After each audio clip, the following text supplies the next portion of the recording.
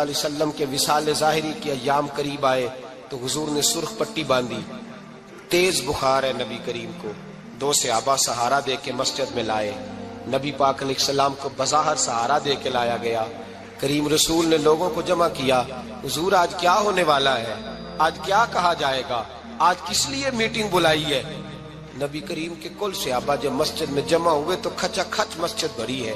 وصال ظاہری سے چند یوم پہلے کی بات، نبی پاک نے فرمایا آج تمہیں کوئی جہاد کی ترغیب نہیں دینی، آج کوئی نیا پیغام نہیں دینا، آج تمہیں بتانا ہے کہ رب نے اپنے بندے کو اختیار دیا ہے، چاہے تو دنیا میں رہے، چاہے تو اس کی بارگاہ میں حاضر ہو جائے۔ اس عبد نے بارگاہ ربوبیت کی طرف لوٹنے کا ارادہ کر لیا ہے۔ حضرت صدیق اکبر رونے لگے تو صحابہ نے کہا تمہیں کیا ہوا؟ کہنے لگے سمجھ نہیں رہے، کسی کی بات نہیں کر رہے، نبی پاک تو اپنی بات فرما رہے ہیں، اس نے جانے کا ارادہ کر لیا۔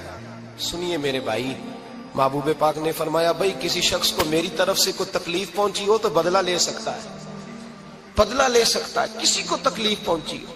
صحابہ پھوٹ کے رونے لگے، محبوبہ کرم ہی کرم ہوا ہے، رحمت ہی رحمت آئی، آپ کے بارے میں گمان کرنے والا بھی دائرہ ایمان سے نکل جائے گا۔ حضور آپ کیا فرما رہے ہیں؟ فرمایا نہیں بھئی اٹھو۔ پیچھے سے جناب عکاشہ بن محصن اٹھے، ہاتھ کانپتے ہیں، آگے بڑھے، کہنے لگے یا رسول اللہ، ایک جنگ کے موقع پر آپ نے درہ مارا تھا، ننگی پیٹھ پر صفیں سیدھی کراتے، بات دل میں رہ گئی ہے، میں نے بدلہ لینا ہے۔ نبی کریم نے فرمایا بلال دوڑ کے جاؤ، فاطمہ کے گھر درہ پڑا ہے، درہ لاؤ۔ سیدنا بلال حبشی کہتے میں گیا، دستک دی، سیدہ طیبہ طاہرہ حضرت فاطمہ فرمانے لگی بلال کیسے آئے ہو؟ اماں جی وہ درہ چاہیے تھا۔ سیدہ کو تشویش ہوئی، کہنے لگے بلال نہ تو جنگ پہ جانا ہے، نہ جہاد ہے، نہ کوئی ایسا موقع ہے، حضور کی تو طبیعت مبارک بظاہر بڑی علیل ہے، درہ کیا کریں گے؟ حضرت بلال عرض کرنے لگے اماں جی ایک صحابی بدلہ لینے لگے ہیں، صاحب طبقات نے جملے لکھے ہیں، کہتے ہیں بی بی صاحبہ نے درہ بھی دیا اور امام حسن حسین کو بھی باہر نکالا۔ فرمانے لگی عکاشہ سے کہنا 100 درے مارے، ان 2 شہزادوں کے جسم پر نبی پاک کے قریب نہ جائے، میں نے 2 بچے پیدا ہی اپنے محبوب پر قربان کرنے کے لیے کیے، ان کو لے جائے۔ حضرت بلال کہتے میں 2 شہزادے لے کے آیا، اور جب دروازے میں میں لے کے پہنچا تو نبی پاک نے دیکھا تو آنکھوں میں آنسو آ گئے، فرمایا ان کو بٹھا دو، مجھے پتا ہے فاطمہ نے کیا کہہ کے بھیجا ہے۔ حضرت سیدنا بلال فرماتے ہیں درہ میں نے جناب عکاشہ کو دیا، حضرت عکاشہ درہ لے کے آگے جو بڑھے تو حضرت ابو بکر صدیق نے ان کے پیروں پہ ہاتھ رکھا، فرمایا عکاشہ میری طرف آ یار، مجھے مار درے، نبی پاک کے قریب نہ جا۔ مصطفیٰ کریم نے فرمایا ابو بکر تو ہٹ جا، اسے آنے دے۔ فرماتے ہیں میں چند قدم آگے گیا تو مولا علی شیر خدا نے میرے پیر پہ ہاتھ رکھا، کہنے لگے عکاشہ سوچ تو صحیح تو کیا کر رہا ہے؟ حضور نے فرمایا علی ہٹ جاؤ، میرا اور ان کا معاملہ ہے۔ جناب عکاشہ آگے بڑھ رہے، نبی کریم نے فرمایا میں اپنی امت کو درس دینا چاہتا ہوں، خبردار خبردار زندگی میں تمہارے ہاتھ سے زبان سے کسی کو تکلیف نہ پہنچنے پائے، خبردار یاد رکھنا وہ معاشرے بگڑ جاتے ہیں، وہ معاشرے تباہ کر دیے جاتے ہیں جہاں ظلم ہوتا ہے، جہاں زیادتی ہوتی ہے، جہاں لوگوں کو ستایا جاتا ہے۔ محبوب کریم کے قریب آئے حضرت عکاشہ کہ حضور میری پیٹھ ننگی تھی، آپ بھی ذرا کپڑا ہٹائیے۔ نبی کریم نے پیٹھ سے کپڑا ہٹایا، جناب عکاشہ نے درہ جو اٹھایا تو صحابہ کی چیخیں نکلی، حضرت عکاشہ نے درہ دور پھینکا، حضور کے بطن اطہر سے لپٹ گئے، چومنے لگے، کہنے لگے حضور وہ تو صفیں سیدھی کراتے لگ گیا تھا، آپ نے کہاں مارا تھا؟ یا رسول اللہ میں تو بہانہ بنا رہا تھا کہ جاتی دفعہ مجھے وجود چومنے کا موقع نصیب ہو جائے، مجھے یہ موقع نصیب ہو جائے۔ میرے حبیب نے فرمایا جس نے جنتی دیکھنا ہو میرے عکاشہ کی زیارت کر لے۔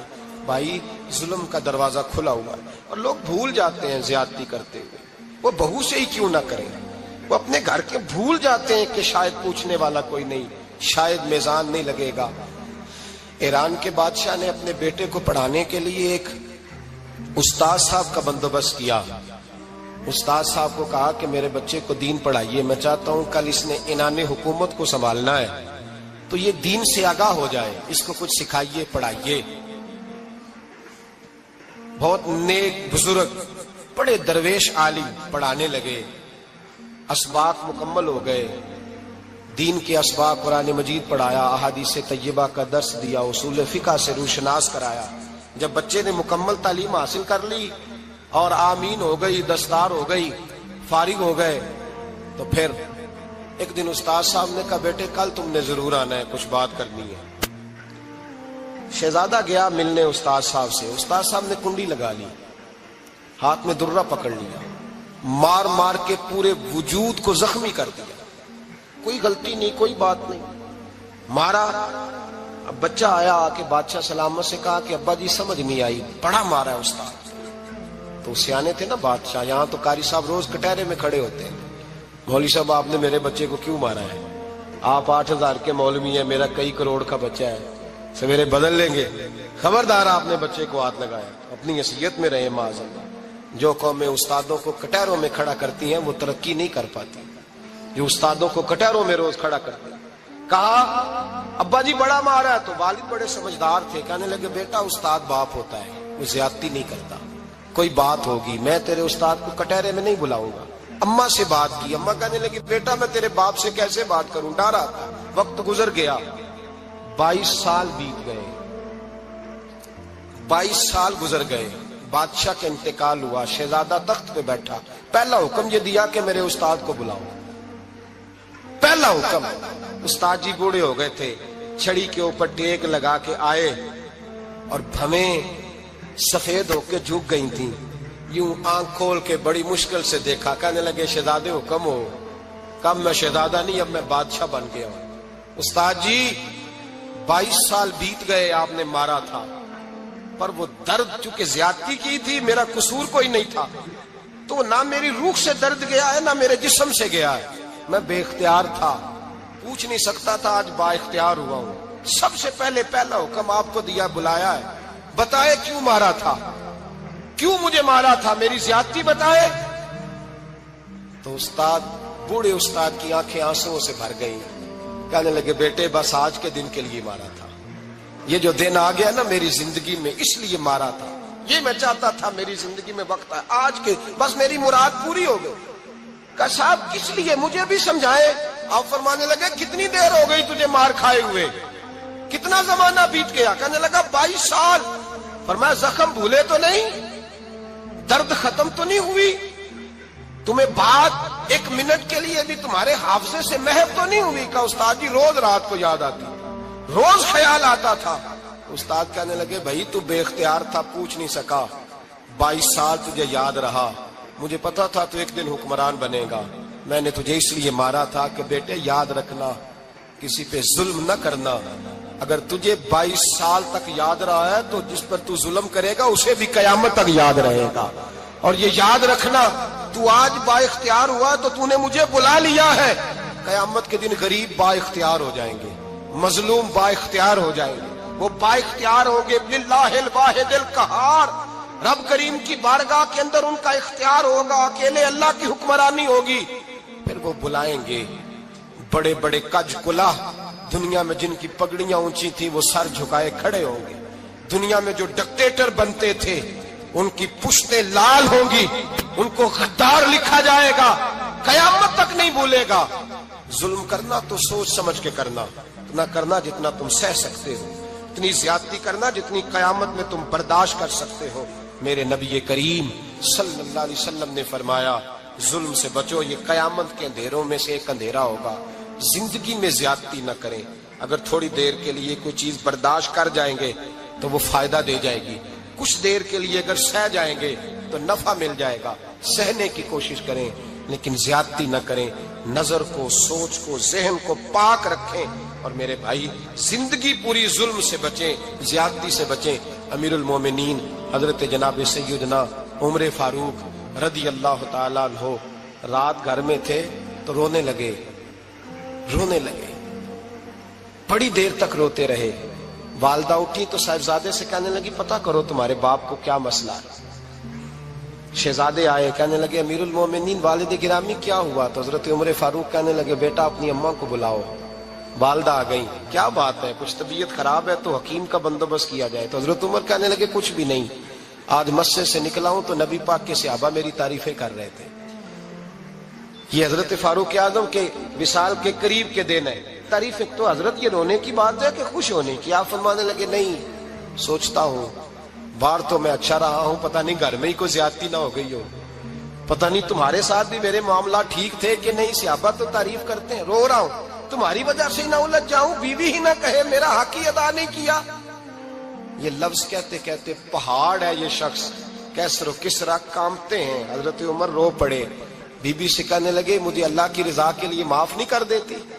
میرے اوپر بوجھ تھا امت کا، میں ساری رات مدینے کی گلیوں میں پھرتا تھا، دن سارا مسجد میں گزرتا تھا، میں تجھے وقت نہیں دے پایا، معاف نہیں کر دیتی؟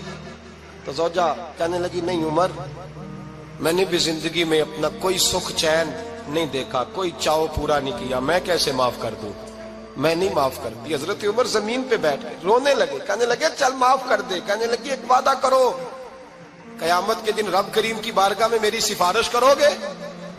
اللہ کی بارگاہ میں عرض کرو گے کہ اللہ اچھی تھی، مجھے کپڑے دھو کے دیتی تھی، روٹی پکا کے دیتی تھی، میری عزت کی محافظ تھی؟ جناب عمر کہنے لگے تیرے ساتھ وعدہ ہے، رب اپنے فضل سے عمر کو جنت دے گا تو عمر تجھے جنت میں ساتھ لے کر کے جائے گا، تیرے ساتھ وعدہ ہے۔ میرے بھائی جن کے دلوں میں احساس تھا کہ ہم سے کوئی زیادتی نہ ہو جائے کسی جگہ، وہ تو یہاں تک معاملہ کرتے تھے، یہاں تک ان کا خیال رہتا تھا۔ عزیزو، ایک تو نظر میں حیا پیدا کریں، والدین کی بہت بڑی ذمہ داری ہے۔ لاکھوں بچے مرضی کی شادیاں کر رہے ہیں، ہزاروں گھر اجڑ رہے ہیں، یہ وہ والا زہر ہے جو ہر گھر میں تیزی سے پھیلتا چلا جا رہا ہے۔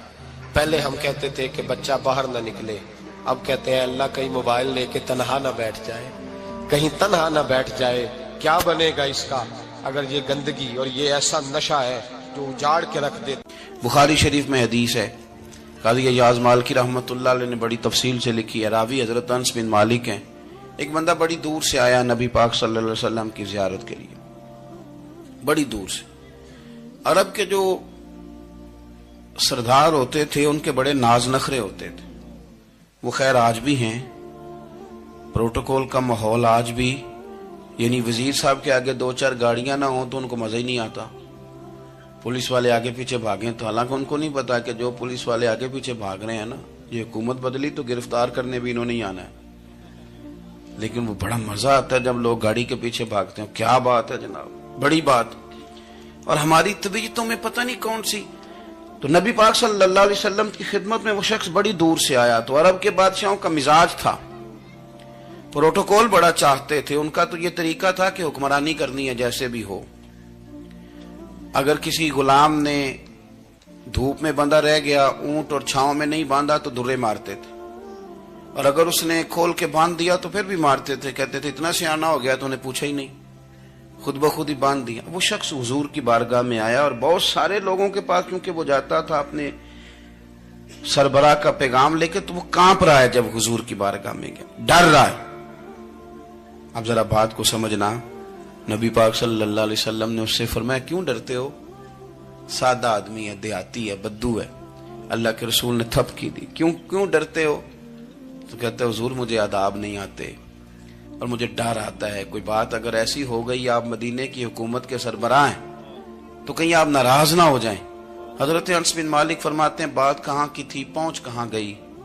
جب اس نے یہ کہا نا کہ آپ تو حکومت کے سربراہ ہیں، کہیں کوئی غلطی نہ مجھ سے ہو جائے، تو نبی پاک کی آنکھوں میں آنسو آ گئے، حضور رونے لگے، اور نبی پاک صلی اللہ علیہ وسلم فرمانے لگے نہ بھائی، تو کسی حکومت کے سربراہ کے پاس نہیں آیا، نہ تو اس بیٹے کے پاس آیا ہے جس کی ماں گوشت کے خشک ٹکڑے کھا کے بھی گزارا کر لیتی۔ میں تو ایک غریب ماں کا بیٹا ہوں۔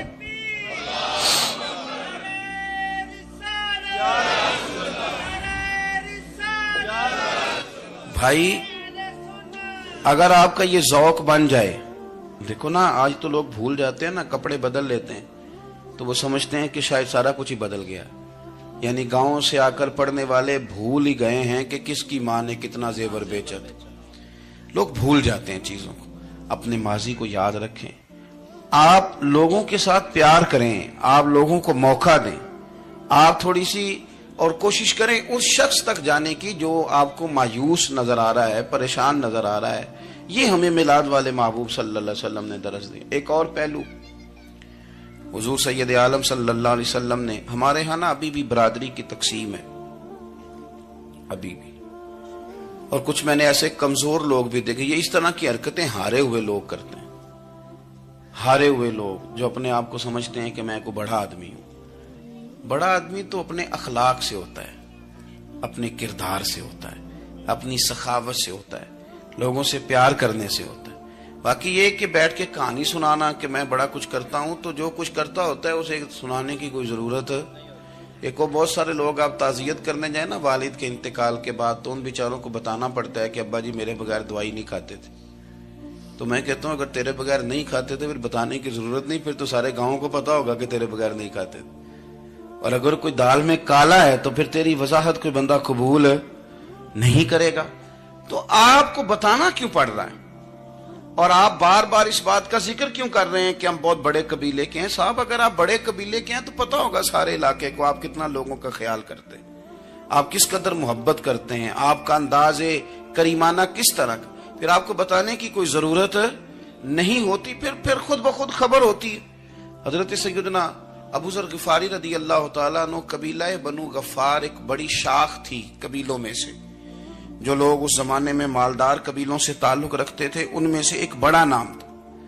ساری زندگی چودراہٹ کی, لیکن میلاد ایک انقلاب کا نام ہے. میں میلاد منانے والے دوستوں سے گزارش کرتا ہوں کہ آپ ہر سال میلاد منائیں, اور ہر سال میلاد کے بعد آپ تھوڑے بدل بھی جائیں, یعنی تھوڑے سے بدل جائیں. کچھ لوگ کہیں یار یہ داڑھی میں نے نا 12 ربیع الاول والے دن رکھی تھی, یہ میری میلاد والی داڑھی ہے. اور داڑھی رکھیں بھی نبی پاک کی مرضی کی. کس کی مرضی کی؟ نہ ناراض ہو جائے جی میں ٹور چلا بس. کس مرضی کی جی؟ اپنی مرضی کے نہیں. داڑھی کا وزن کو نہیں ہوتا کہ پوری مٹھی رکھیں گے تو آپ کو کوئی دقت ہوگی, کوئی وزن نہیں. پوری رکھیں, جو حضور کا طریقہ مبارکہ ہے جو ہمیں ملتا ہے اس پر آپ توجہ فرمائیں. تو میں جو بات عرض کرنے جا رہا ہوں وہ میلاد انقلاب ہے. حضور سید عالم صلی اللہ علیہ وسلم کی بارگاہ میں آنے سے پہلے لوگ کچھ اور ہوتے تھے, اور یہاں سے ہو کے جاتے تھے تو پھر ان میں تبدیلی آتی تھی. میں سارا دن کرامتیں سناؤں نا کسی کو اپنے پیر صاحب کی, اور اپنے گھر میں بھی کہ میرے حضرت بڑے, میرے استاد بڑے, لیکن بیوی کے ساتھ اگر میں ترش لہجے میں بات کروں گا تو وہ کہے گی ایسے سکھاندے نے تینوں پیر صاحب. دوست کہیں گے یہ سکھاتے ہیں آپ. تو آپ کی کہانیاں نہیں چلتی, آپ کا کردار چلتا ہے. حضرت ابو ذر غفاری رضی اللہ تعالیٰ عنہ فرماتے ہیں چونکہ میں چودھری تھا, سیدنا بلال حبشی رضی اللہ تعالیٰ عنہ کے پاس میں بیٹھا تھا. کسی بات میں بات آگے بڑھی اور بڑھتے بڑھتے بات شکنجی تک چلی گئی. رائے کے اختلاف نے باتوں میں تلخی پیدا کر دی, اور جب تھوڑے لفظ اور تیز ہوئے تو میں نے انہیں کہہ دیا چپ کر, تو ابشن کا بیٹا ہے. کس کے بیٹے تھے حضرت بلال؟ کہتے ہیں جب انہوں نے مجھے کہا تو میرا دل بڑا ٹوٹا, لیکن میں نے ارادہ کیا کہ میں نے حضور کی بارگاہ میں نہیں عرض کرنی. اب ہر بات کی ہم حضور کی بارگاہ میں شکایت کریں.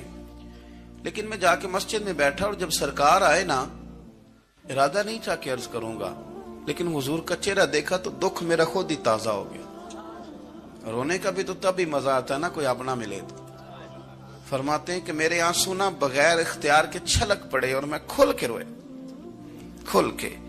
قربان جاؤں محبوب کے, بھی حضور نے پاس نہیں بلایا بلکہ نبی پاک اٹھ کے خود میرے پاس آئے اور مجھے کندھوں سے پکڑ کے سینے سے لگایا, اور جب میں کھل کے رو لیا تو حضور میرے آنسو پوچھنے لگے. کچھ شعر ایسے ہوتے ہیں جو کسی نے کہے ہوتے ہیں, اور کہنے والا جو ہوتا ہے وہ صاحب حال ہوتا ہے, تو اس میں کچھ خوبصورتی زیادہ ہی ہو جاتی ہے. ایک پنجابی کے شاعر ہمارے گجرات میں گزرے, بزرگ تھے, ان کا ایک شعر ہے, وہ کہتے ہیں ایک واری میری آنکھیاں چوں اونا نے اتھرو پونجے سن. ایک واری میری آنکھیاں چوں اونا نے اتھرو پونجے سن, ہن تے چسکا پہ گیا رونے دا. ایک واری میری آنکھیاں چوں اونا نے اتھرو پونجے سن, ہن تے چسکا پہ گیا رونے دا, تے ہر ویلے آہو زاری دا. تو میں روز رونے لگا ہوں, مزہ ہی بڑا آیا ہے جب سے محبوب نے چپ کرانا شروع کیا میرے عزیز. اور پھر حضرت بلال حبشی رضی اللہ تعالیٰ عنہ چونکہ حضور کے غلام تھے, اور انہیں پتا تھا کہ سرکار میری ناز برداری کرتے ہیں, حضور نے چپ کرایا. فرمایا کیوں روتے ہو؟ تو عرض کرنے لگے یا رسول اللہ صلی اللہ علیہ وسلم, اگر میں ابشن کا بیٹا ہوں تو میری تو غلطی کوئی نہیں نا, یہ تو تقسیم اللہ کی ہے نا. الذی خلقک فسواک فعدلک فی ای صورت ما شاء رکبک. جس طرح وہ چاہتا ہے، جس کو چاہتا ہے اس طرح کی اس کی صورت بنا دیتا ہے. تو مجھے ابشن کا بیٹا کہا جاتا ہے، میری غلطی کیا ہے؟ حضرت بلال نے بھی نہیں بتایا کس نے کہا ہے. لیکن نبی پاک صلی اللہ علیہ وسلم نے کیا فرمایا؟ امام یوسف صالحی نے لکھا ہے، ذرا غور کرنا بات پر، تسلیاں لوگ اور رنگ میں بھی دیتے ہیں پر یہ تسلی بڑی انوکھی ہے. حضور فرمانے لگے، بلال اگر تو ابشن کا بیٹا تو پریشان کیوں ہوتا ہے؟ کالے رنگ والی ماں کا بیٹا ہے تو پریشان کیوں ہوتا ہے اگر تیری والدہ کا رنگ کالا ہے تو؟ عرض کی حضور آپ کیا فرمانا چاہتے ہیں؟ تو سرکار فرمانے لگے، میں دو ماؤں کا بیٹا ہوں، ایک جناب آمنہ جنہوں نے مجھے پیدا کیا، اور ایک حضرت ام ایمن جنہوں نے میری پرورش کی، مجھے بڑا کیا. حضور فرمانے لگے، میری ماں آمنہ کا رنگ گورا تھا اور میری ماں ام ایمن کا رنگ کالا ہے. تو فرمایا اگر تجھے کسی نے کالے رنگ والی ماں کا بیٹا کہا تو اسے کہہ دینا مدینے والے محبوب کے بھی تو ایک والدہ کا رنگ کالا ہے، تو کہہ دینا. حضرت بلال کہتے ہیں کہ وہ اس طرح کی تسلی تھی، طفل تسلیاں نہیں جس طرح کی ہمیں دی جاتی، وہ اس طرح کی خوبصورت تسلی تھی کہ اس کے بعد میرا دل ایسا ٹھنڈا ہوا، پھر کسی کا تانا نہیں رہا، پھر کسی کی